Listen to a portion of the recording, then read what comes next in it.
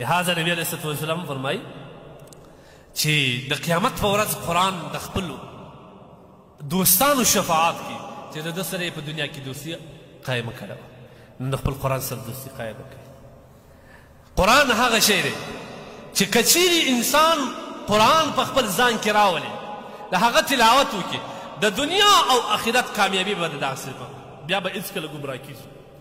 موږ تاسو خو په هر لمانځه نه پس دا دعا کوو، الله اخر خاتمه مو پر ایمان کې د ګمراهۍ نه مې وساتئ. نبی علیه الصلوة والسلام وایي د ګمراهۍ نه ځان ساتلو اسان نسخه زه درښیم: ترکتم فیکم امرین، ترکتو فیکم امرین. په تاسو کې دوه شیان ما پرېښي دي در شا، زه ولاړم، زما د خدای په امان زه د الله حضور ته ولاړم، لیکن تاسو ته مې دوه شیان در پرېښول: لن تضلوا، هېڅکله به تاسو بیا ګمراه نسئ، ما تمسکتم فیهما یا بهما.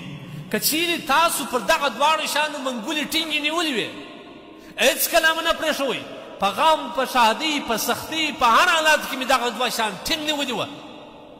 د الله رسول وایي قطعا به تاسو ګمراه نسئ، قطعا. څه دي؟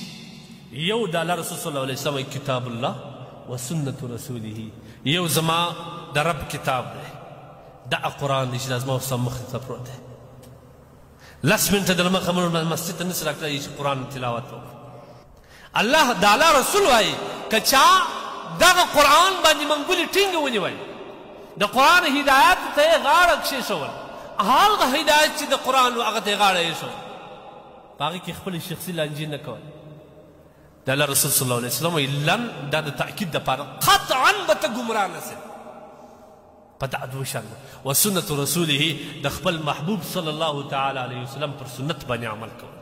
نن سنتونه د ډېره حده شاته پاتې دي، موږ په سنت خبر نه یو څه شی دی.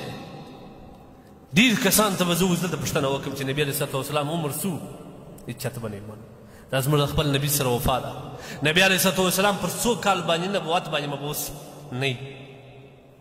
د نبي علیه صلات وسلام رضاعي مور څوک وه؟ نه. د نبي علیه صلات وسلام څو اولاده وه؟ لیکن په دغه ځوانانو کې به زه اوس پوښتنه وکړم چې د افغانستان څو کرکټران دي، هر یو به د ایران په نامه راوشي، فلان فلان فلان فلان فلان.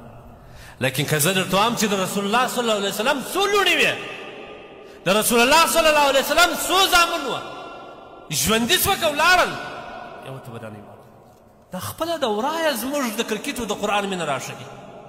دا ښکاره خبره ده، دا صرف د سترګو د پټېدو حال خو نه دی که نه.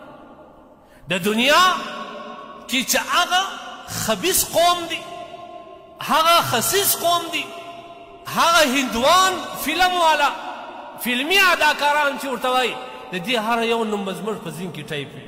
لیکن په صحابو کې د 50 صحابو نومونه ما ته راوښیي، زه به تا ته انعام درکړم. دا زموږ مینه ده، دا زموږ د قرآن سره مینه ده، دا مې د رسول الله د سنت سره مینه ده. لهذا عزیزانو په دې باندې موږ نه خلاصېږو، په دغه ایمان او په دغه لانجو باندې به قطعا موږ نسو خلاص.